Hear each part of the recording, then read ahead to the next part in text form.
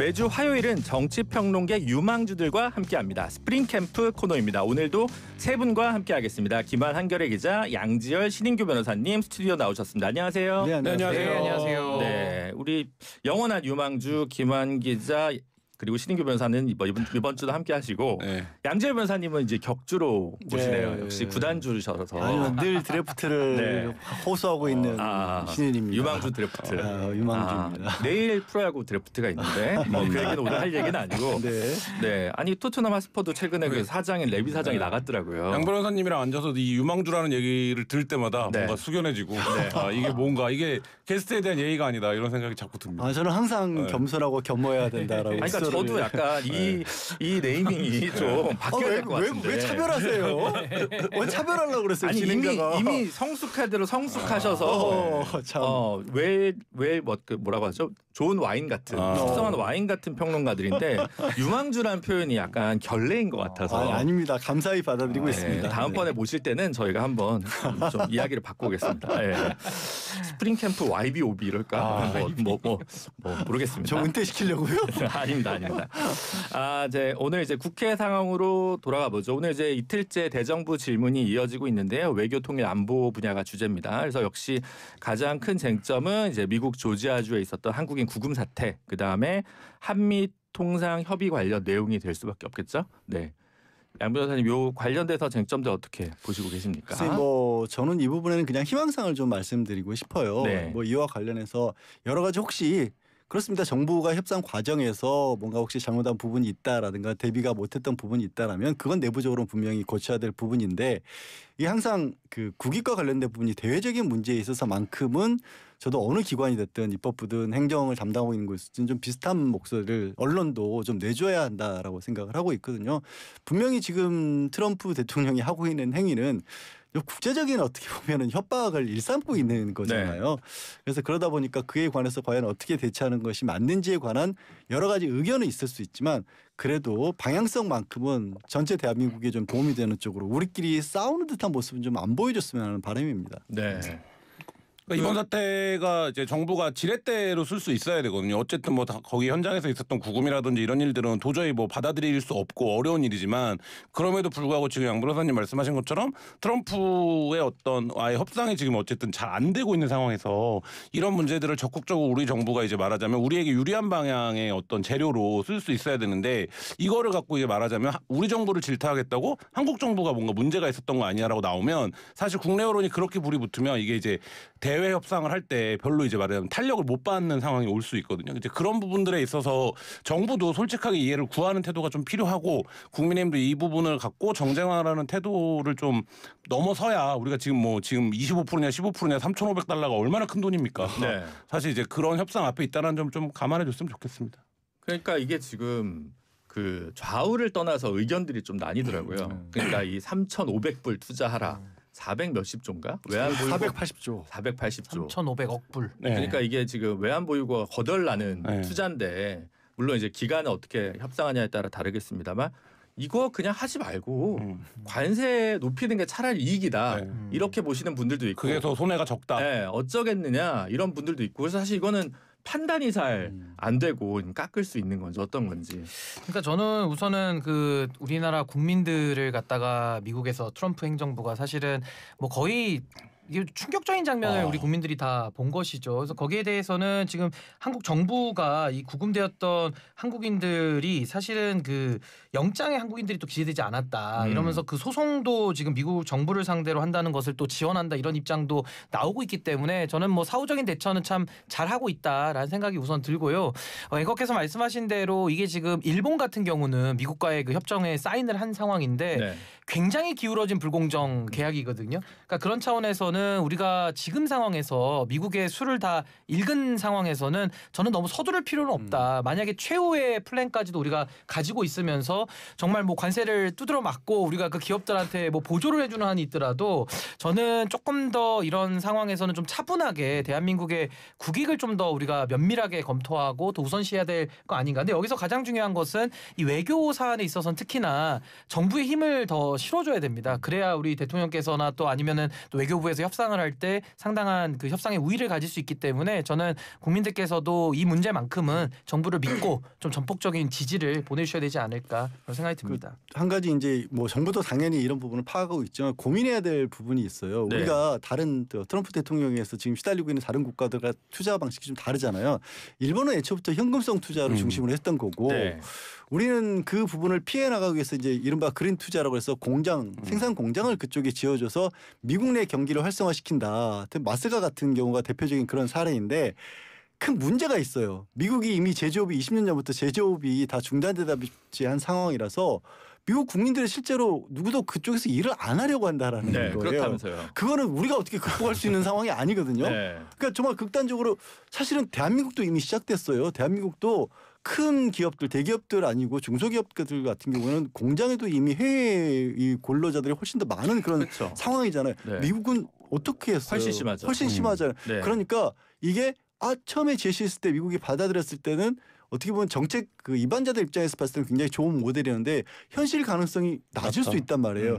그래서 저는 갑자기 그 미국 측에서 이거 현금성으로 지금 투자를 돌리겠다라고 나온 것도 그런 입장이 좀 반영된 거 아닌가 싶은 생각도 들거든요. 그러면 거기에 맞춰서 우리는 어떻게 응대해야 될지부터도 생각을 해줘야 됩니다.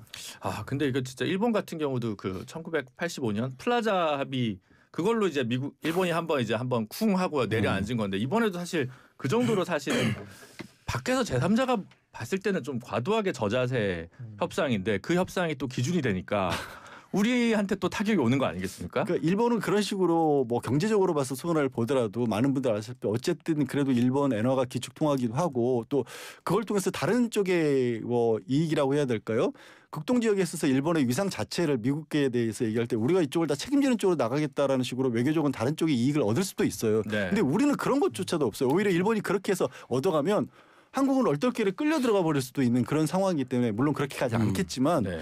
그런 것까지 좀 포괄적으로 고민을 해야 되니까 이제 정부 당국자들조차도 아까 이제 두 분이 말씀하신 것처럼 차라리 25%를 감내하는 게 그러니까 트럼프 대통령 임기 끝날 때까지 싸우는 게 맞는 거 아니냐 이런 얘기가 나오는 거죠. 근데 이게 지금 어려운 거는 일본과 EU의 사례도 그렇지만 협상이 끝났다고 생각하는데 끝난 게 아니잖아요. 네. 그러니까 예를 들면 이게 불가역적인 합의가 아니에요. 미국이 언제든 입장을 바꾼다는 문제가 있어요. 그러니까 일본도 그렇고 지금 EU도 그런 상황인데 그러면 이제 여기서 어디서 선을 그을 거냐 이 부분에 대한 고민이고 그게 지금 이제 어떤 경제학자들 중에서도 입장이 엇갈리기 시작한 거잖아요. 그러니까 말하자면 이 관세를 그냥 감내하는 게 차라리 이거에 대해 현금성 투자를 하는 것보다 낫다라는 입장들이 지금 이제 공개적으로 표명되기 시작했고 뭐 이런 상황이기 때문에 그리고 말씀하신 것처럼 미국이 제조업 활성화를 위해서 각종 투자를 받으려고 하는데 지금 이제 국경을 맞대고 있는 나라들의 이민자들이라든지 이런 문제에 대해서는 또 굉장히 공격적으로 나오고 있는 상황이기 때문에 그러니까 이게 저도 급하게 할 거가 아니다 이게 그러니까 상황을 좀 더 볼 필요가 있다. 그리고 이제 미국에서 어쨌든 많은 분들이 뭐 가능성은 희박하다고 하지만 대법원에서 어떤 판단을 내릴지도 올해 연내에 사실 나올 거기 때문에 뭐 그런 부분들까지 포함해서 좀 신중하게 접근할 필요는 있다고 봅니다. 그러니까 이쯤 되면 반 트럼프 혹은 반미 보수도 이제 나와야 되는 거 아니에요 한국에서? 아니 그러니까 저는 국익을 놓고 우리가 사고한다면은 지금 뭐 너무 성급할 필요는 없는 것이고 네.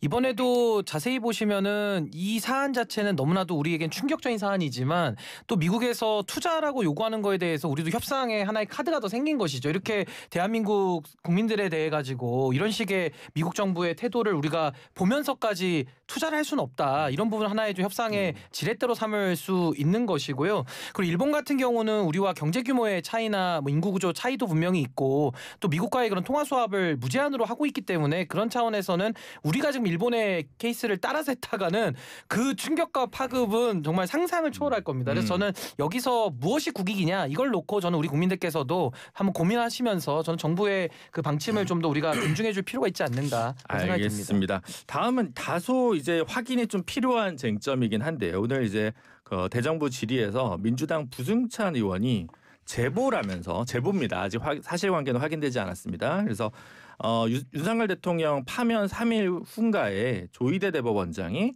한덕수 전 총리 혹은 뭐 정상명 전 검찰총장 등과 오찬을 했는데 이 자리에서 이재명 사건이 대법원에 올라오면 대법원에서 알아서 처리한다. 이런 발언을 했다라는 제보가 있다. 라고 하는 거고 이 주장은 사실 봄에도 한번 민주당 쪽에서 나왔다는 얘기가 있는데요. 김민석 총리는 여기에 대해서 일단 진위 여부를 파악해야 된다라고 하면서도 만약 사실이라면 이제 대단히 수사가 필요한 거다 이런 식의 반응인 것 같아요. 이 뉴스, 이 모습을 보면서 어떤 생각이 드셨습니까?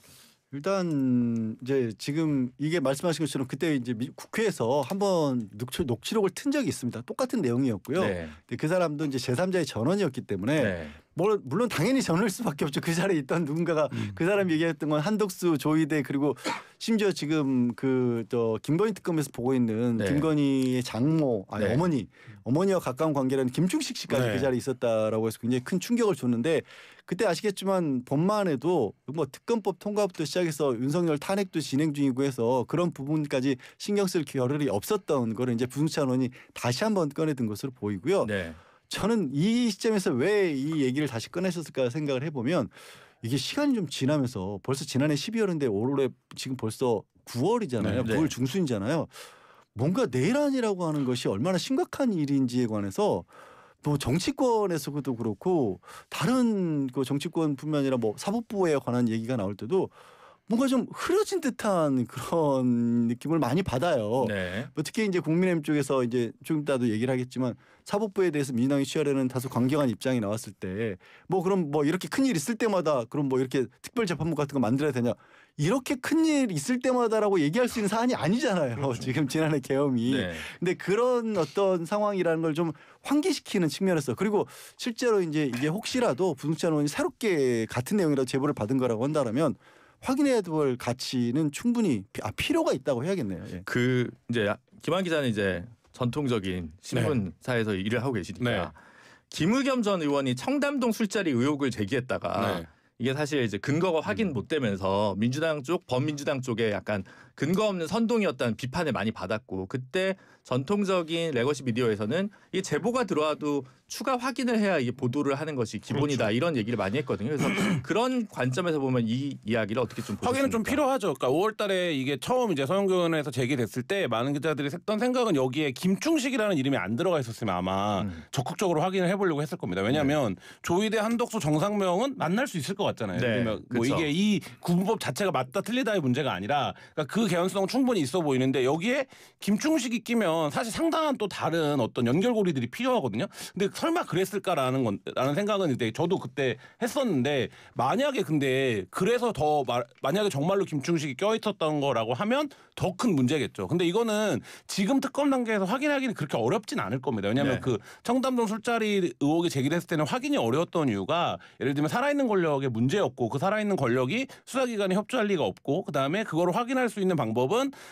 당사자들의 통화 기록이라든지 아니면 동선 기록밖에 없는데 그걸 이제 사실 확인할 수 있는 방법은 거의 없었는데 지금 이 모임은 그렇지 않다는 거죠. 그리고 특검도 이거를 목적을 가지고 접근을 하면 만약에 그 자리에서 그런 모임이 있었다라고 하면 파면된 대통령과 가까운 뭐 집사라고 표현을 하죠. 그러니까 집사격으로 보이는 사람과 사법기관 관계자들 그리고 정부 최고 책임자가 만난 것 자체가 부적절하다라는 관점에서 접근이 가능하기 때문에 지금 단계에서는 뭐 청담동 술자리 의혹이 뭐 그 당시 제보를 받았을 때 그걸 보도할 만하다 안 하다 이런 가치 여부를 떠나서 그건 뭐 지금 어느 정도 판명이 난 거니까 근데 지금 이 상황 같은 경우에는 충분히 확인이 가능하고 확인해 볼 봄직한 지금 단계까지는 와 있는 게 아닌가라는 생각이 듭니다. 네, 알겠습니다. 근데 저는 이게 청담동 술자리와는 본질적으로 좀 다른 부분이 사실 그때는 그 정권 초기에 있었던 하나의 뭐 해프닝처럼 끝나버렸지만 이거는 지금 뭐 한덕수, 조희대 뭐 그 사람들의 모인 이름도 좀 충격적이지만은 이 다음에 있었던 대법원의 행태가 문제인 거거든요.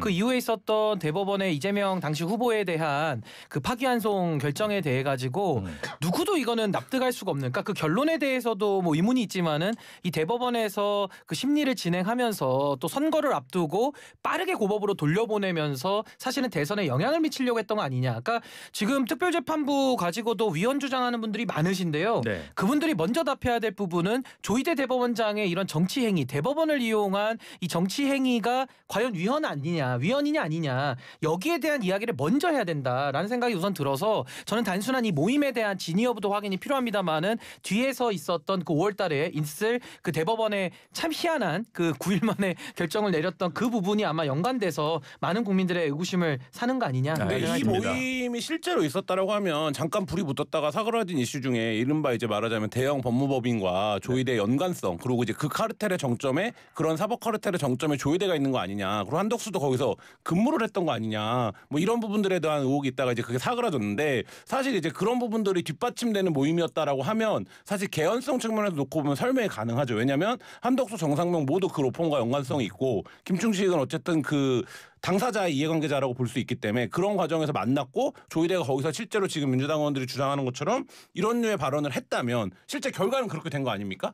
뭐 그렇다라고 하면 이 모임이 뭐냐 이 부분은 굉장히 중요한 쟁점이 될 수 있고 그러면 지금 민주당에서 일각에서 지금 국민의힘이나 이런 쪽에서 말하는 것처럼 너희는 사법만 나오면 무슨 카르텔이라고 그러고 사법만 나오면 그런 시각으로 바라보냐 이거가 실제로 그 이후에 이런 과정이 있었던 게 아니냐를 증명하는 사건이 될 수 있기 때문에 굉장히 파급력은 있어 보이는 사건 이슈입니다. 저는 이제 좀 사실관계 확인을 정밀하게 했으면 좋겠다고 생각이 드는 것이 사실은 지난번 박근혜 대통령 탄핵 때도 안민석 의원이 뭐 최성원 씨가 최순실 씨가 엄청난 해외 재산을 은닉하고 있다고 계속 방송에서 얘기했다가 그게 또 허위 사실로 법원에서 판결이 났잖아요. 그래서 저는 이제 그 기시감이 들어서 그 국회의원들이 얘기한 것도 이렇게 좀 진실 여부가 이제 불분명한 경우가 있어서 좀 공중파답게 네, 정중동에 네, 자세해서 이 문제를 좀 아니 바라보자. 근데 이런 만약에요 겁니다. 그게 뭐 김충식이 껴 있어서 좀 더 믿기 어렵다라고 한다면은 한학자 총재를 김호수 총장이나 오광수 전 수석이 갖다가 선임을 했다가 취소하고 이런 걸 보면 이게 충분히 개연성이 전 있어 보인다. 요즘 시대 상황을 좀 반영하는 거 아닌가. 그래서 알겠습니다. 이 문제는 여기까지 하고요. 해외 자금 추적하는 것보다 전화 통신 기록 확인하는 건 뭐 난이도가 완전 다르다. 네, 금방 확인될 거니까요. 네, 너무 저희가 앞서서 반응 안 해도 괜찮을 것 같습니다. 다음 법사위 소식인데 나경원 의원 법사위 야당 간사목 선임을 무기명 투표를 했더니 이제 투표를 하자고 그래서 국민의힘은 반발해서 다 퇴장하고 그래서 남은 여당 의원들은 전부 다 반대해서 이게 부결됐습니다. 사실 거의 선례를 찾아보기 힘든 케이스이긴 한데 이 사태 어떻게 보셨습니까? 그 선례를 찾아보기 힘든 사태이겠는데 선례를 찾아보기 힘든 과정을 저희가 지나가고 있는 거예요. 하필이면 이게 어제 이제 나경원 의원에 대해서 검찰이 5년 8개월 만에 구형을 한 시점에서 이 상황이 벌어지는 바람에 아니 그 기소됐다는 것만으로 지금 뭐 야당 간사를 받아들이지 않겠다냐는 쪽의 얘기가 나오기 있지만 더 중요한 부분은 나경원 의원이 지난 계엄 전국에서 내란 전국에서 했던 행동입니다. 누구 봐도 앞장서서 관저에서의 윤석열의 체포 자체를 막으려고 했던 인물이거든요. 그러다 보니까 여기에 대해서는 도저히 이 상황에서는 동의할 수 없다라는 지금 여당을 비롯해서 당시 이제 지금 현재 법사위 의원의 부결이 나왔던 것이고요. 지금 사법부와 관련해서 계속해서 지금 이게 뭐 잘못된 부분이다. 내란에 대해서 지금 제대로 해결을 못하고 있다. 이런 얘기가 나오는데 과정을 잠시 되짚어 보면요. 지금 입법부인 국회에서 국민의힘 의원들의 상당수 3분의 1 가까운 분들은 당시 해제 의결에 아예 참여를 아예 안 했고요. 그러니까 입법부도 사실은 정지가 안 된 상황이고 국민의힘의 지도부에서도 지금도 당시에 계엄이 정당했다는 얘기를 최고위원이라는 사람이 바로 그냥 공공연하게 하고 있는 상황입니다. 그리고 행정부로 놓고 보면 당시 권한대행했던 한덕수 전 권한대행 수사받고 지금 재판이 시작돼서 별론 준비기일이지만 그러니까 입법, 행정, 사법에 있어서 내란과 관련된 세력 내지는 그런 사람들이 전혀 정리가 안 된 상황인 거예요.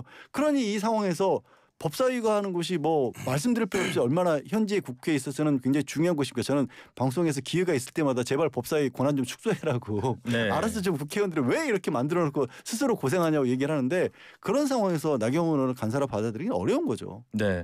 근데 이제 민주당 김영진 의원 같은 경우도 지난번에 인터뷰에 나와서 사람은 안 바뀌겠지만 그래도 그 정도 간사는 임명해 줘야 되는 거 아니냐 이런 의견을 좀 하기도 했어요. 그래서 민주당 쪽에서도 이게 좀 뭐 결국은 해야 될 거다 이렇게 보고 사실은 여야가 지난번에 원내대표끼리 합의했어도 이거는 이제 하기로 했었던 거잖아요. 그런 측면에서 봤으면 이 파기는 일방적으로 민주당 쪽에서 한 건데 그래서 이건 좀 과도한 거 아니냐 이런 생각은 민주당 일각에서도 있을 것 같은데요. 그러니까 여야가 뭐 절차적인 문제로만 놓고 보면 뭐 이례적이라는 표현을 쓰니까 사실 이제 국민의힘의 입장을 어느 정도 들어줄 수 있는 거 아니냐라고 생각을 할 수 있는데 지금 이게 어느 시점부터는 그런 절차적인 정당성 이런 문제가 아니라 양쪽의 감정 싸움이 된 것 같아요. 그러니까 예를 들면 민주당 입장에서는 그러니까 지금 오늘 회의도 그렇지만 계속 반복되는 모습이 예전에 김여정 부부장이 했던 말을 빌리자면 우리는 나경원이라는 사람 자체가 싫다. 이 얘기를 반복하고 있는 거예요. 근데 또 민주당은 어떻게 보는 거냐면 국민의힘이 그럼에도 불구하고 나경원을 이런 과정 속에서 계속 고집하는 이유는 법사위 자체를 엉망진창으로 만들려는 거다. 그러니까 우리는 여기 말리지 않는다. 이렇게 보고 있는 거거든요. 그러면 양쪽에서 이 부분에 대해서 우리의 진의가 그게 아니야. 우리의 전략은 그게 아니야.가 간사간이든 아니면 어떻게 대리인이든 협의 이렇게 확인을 할 수 있어야 되는데 양쪽이 마주 앉으면 그걸 공공연하게 티를 내요. 그러니까 국민의힘은 우리의 전략은 나경원이 임명되는 게 중요한 게 아니라 우리는 법사위 자체를 무력화시킬 거야. 무능화시킬 거야. 이 전략으로 나오고 있고 이쪽에서는 나경원이라는 사람 자체가 그러면 싫다 이렇게 나오니까 이게 사실 접점이 발생이 안 되고 있습니다. 네, 알겠습니다. 일단 이야기가 뜨거운데 시간이 아쉬워서 지금 1부를 마무리